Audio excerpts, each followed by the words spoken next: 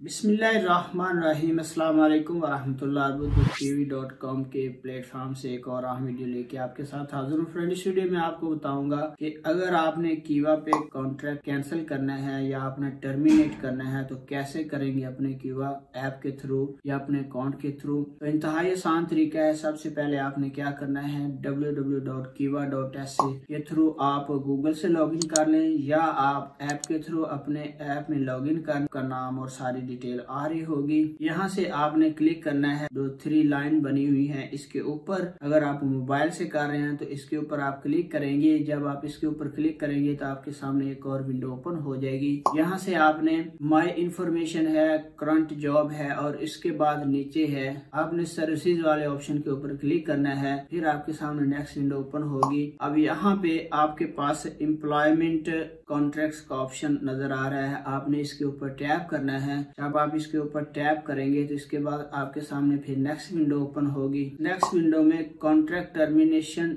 Reason बताया गया है। Select the reason of contract termination.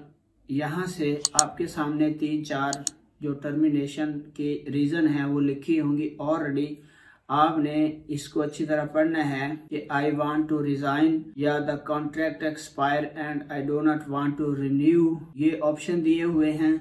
आपने इनमें से कोई एक ऑप्शन सिलेक्ट करना है। तो जब आप इसके ऊपर टैप करेंगे नीचे आपने नेक्स्ट स्टेप के ऊपर क्लिक करना है। तो आपके सामने एक समरी शो हो जाएगी आपके टर्मिनेशन कॉन्ट्रैक्ट की, जिसमें लिखा होगा कि your contract will be through the termination process, your employer will be notify this message, यानी जो आप ये मैसेज कर रहे हैं इसके बारे में आपके एम्प्लॉयर को, जो आपका कंपनी या कफील है, उसको मैसेज चला जाएगा, नोटिफाई हो जाएगा। और नीचे लिखा होगा सेंड टर्मिनेशन रिक्वेस्ट। तो इसके बाद आपने सेंड टर्मिनेशन रिक्वेस्ट के ऊपर क्लिक कर देना है तो आपके कफील को उसका नोटिफिकेशन चला जाएगा। तो फ्रेंड, ये तरीका था कि आप किस तरह कीवा से कॉन्ट्रैक्ट को टर्मिनेट करेंगे। इस तरह की इंफॉर्मेटिव वीडियो के लिए आपने हमारे चैनल को सब्सक्राइब करना है, वेबसाइट विजिट करनी है।